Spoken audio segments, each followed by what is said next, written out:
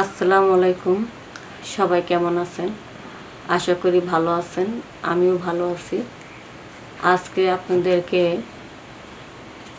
যে গল্পটা শোনাবো সেটা কোনো সিনেমা বা নাটকের কোনো গল্প না। এটা আমার জীবনে ঘটে যাওয়ার একটি ঘটনা আপনাদের সাথে শেয়ার করতে চাই। আমার মা একটা ছেলেকে পছন্দ করে বিয়ে করছিল, অথচ একটা কথা আছে না, মুখে মধু অন্তরে বিষ, এর নাম পলিটিক্স। আমার যে বাবা, সে ছিল নেশাখোর আর জুয়া খেলতো। তো নেশার টাকা, জুয়ার টাকা না পাইলেই আমার মায়ের খুব মারধর করতো।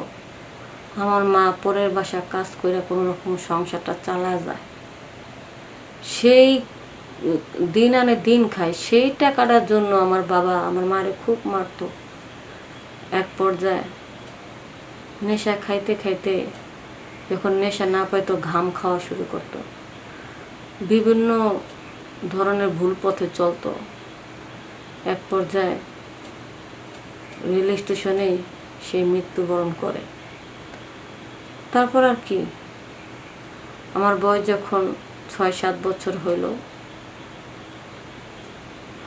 তখন আমার মা চিন্তা করলো যে 4 বছর ধরে মারা গেছে আমার বাবা, আমার সুন্দর ভবিষ্যতের জন্য ভালো একটা ছেলে পেলে যদি পায় তো আমার মা বিয়ে বসবে। তো হুট করে কেমনে না কেমনে যেন, আমার মা গার্মেন্টসে চাকরি করতো।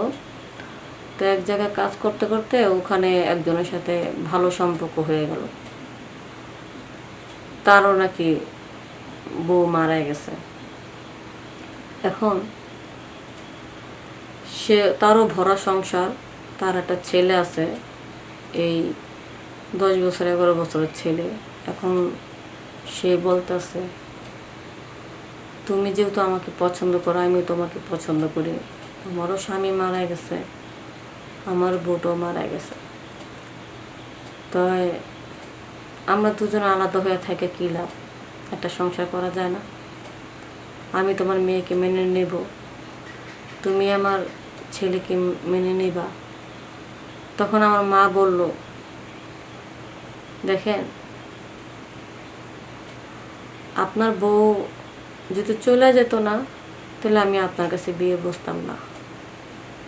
মারা গেছে দেখে বিয়ে বসবো। রোগে কেন? জানেন, একটা নারী একটা সংসার ভাঙ্গা সহজে চলে যায় না। এত সুন্দর সাজানো গোছানো সংসার রেখা যখন একটা ছেলের কাছ থেকে অবহেলা, অপমান, অপদস্থ পায়, তখনই চলে যায়। আমার মা যেহেতু ওনাকে পছন্দ করছে, আমার সৎ বাবাকে পছন্দ করেছে, তারাও দুজনের মত আছে। এবং ওই লোকেরও একটা ছেলে, আমার মার ঘরে আমি আছি, দুজনের মাইনে তাদের একটা বিয়ে শাদী হয়ে গেল গা।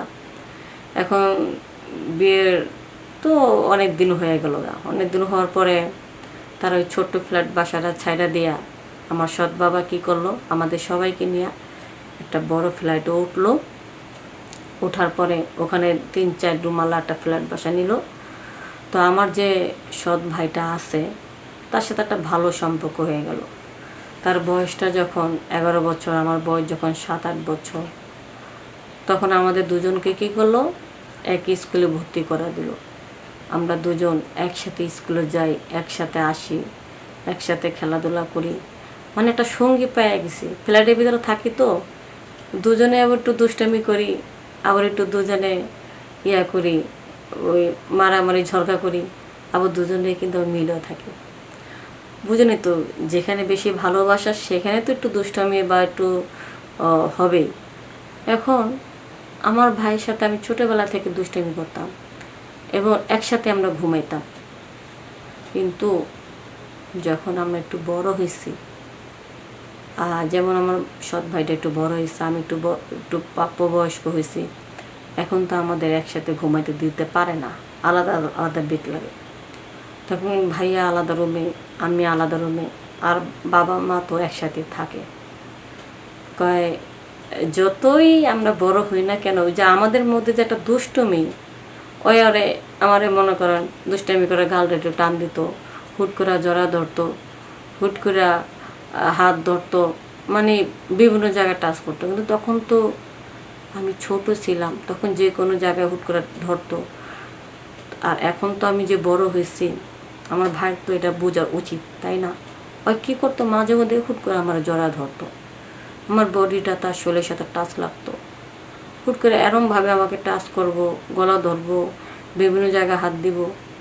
হাও ফাজলে বড় 100 বার বারণ করছি, দেখ ভাই এখন কিন্তু তুই আর আমি অনেক বড় হয়েছি, এরকম যদি মা দেখে না খারাপ মনে করবো। কয় বড় হয়েছে তাতে প্লিজ, বড় হয়েছে দেখে তো আমাদের দুষ্টামিটা আরও বেড়ে যাবে, আমরা কি মজা করব না?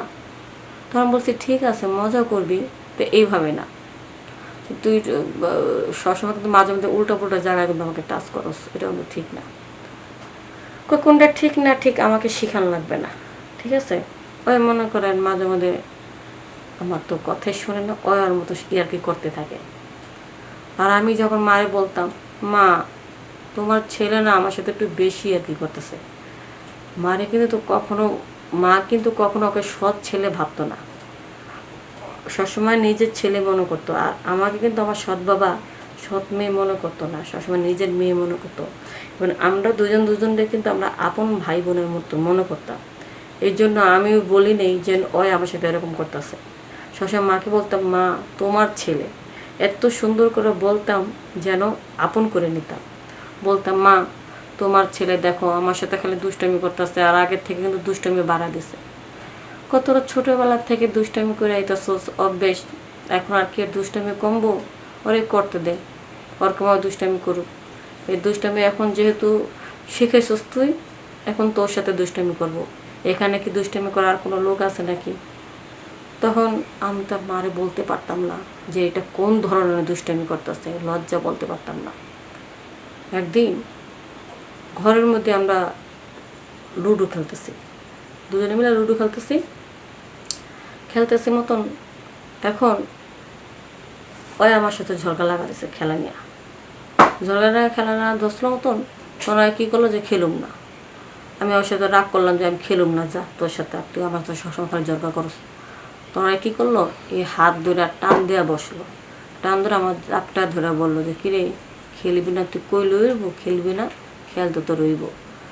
তখন আমি যখন ছুটাছুটি করানোর চেষ্টা করতেছিলাম, তখন ওই হাত দিয়ে এমনভাবে আমাকে বডির মধ্যে চাপ দিয়ে ধরছে যে আমার শরীরের ভিতরটা অন্যরকম একটা ফিল চলে আসলো, ওর মধ্যে একটা ভালো লাগার কাজ করলো। তখন সেই হাত শুধু বডিতে না, বিভিন্ন জায়গায় টাচ করা শুরু হলো। যখন এক পর্যায়ে আমার মানে খুব গভীরে টাচ করতেছে, যখন আমি নিজেকে কন্ট্রোল করতে পারতেছি না, আমার কাছে খুব ভালো লাগতেছে, তখন আমার সৎ ভাই বলতেছে, এটা কিছু হয়ে যাক না, কী হয়েছে, ভালোই তো লাগতেছে, ভালো জিনিস, ভালোবাসা, মন থেকে কিছু করলে কোনো পাপ হবে না, আর কেউ তো দেখবে না, তুমি আর আমি ছাড়া। বাস আবেগে বসে আর ক্ষণিকে সুখের জন্য আর নিজেকে কন্ট্রোল করতে পারলাম না, তাই সৎ ভাইয়ের সাথে ওই কাজে লিপ্ত হয়ে গেলাম। যখন প্রথমবারের মতন এই কাজ করতেছিলাম, আমার কাছে এত ভালো লাগলো যে এটার মধ্যে মনে হয় সবচেয়ে সুখ, এর চেয়ে সুখ মনে আর কিছু হয় না। বাস দুজনে মজা পাওয়ার পরে প্রায় মাঝে মধ্যে না সবসময় শুরু করলাম। যখন এই ধরনের কাজ করতে করতে এক পর্যায়ে নিজেকে কন্ট্রোল করতে পারলাম যে না, আসলে এই কাজটা করা ঠিক হয়নি, যদি কখনো বাবা মা বুঝতে পারে যে তুই আর আমি এইসব করতেছি, তাহলে তো সর্বনাশ। আর তাছাড়া আমি তো একটা মেয়ে মানুষ, আমার তো বিয়ে হবে, আজকাল ছেলেপেলেরা অনেক চালাক, বাসর ঘরে যদি বুঝতে পারে যে বিয়ের আগে আমি দিনের পর দিন অন্য ছেলের সাথে সময় কাটেছি, তাহলে আমার সংসারটা টিকবে না রে, যা হওয়ার হয়ে গেছে, এই সমস্ত কাজ আর করিস না। তখন আমার সৎ ভাইকে আমি বুঝালাম, সেও নিজেকে কন্ট্রোল করে রাখলো যে না ঠিক আছে রে, আবেগে বসে আসলে এত দূর যাওয়াটা আমার ঠিক হয়নি, আমি আমার ভুল বুঝতে পারছি, তোর সাথে এরকমটা করবো না। তাই আসলে ক্ষণিকে সুখের জন্য এরকম ধরনের ভুল আমাদের সমাজে অনেকেই করতে থাকে, এটা ঠিক না। এই সমস্ত কাজের থেকে আপনারা যত পারবেন দূরে থাকবেন, বেরিয়ে আসবেন, ভালো কাজে মন দেবেন। সবাই ভালো থাকবেন, সুস্থ থাকবেন। আসসালামু আলাইকুম।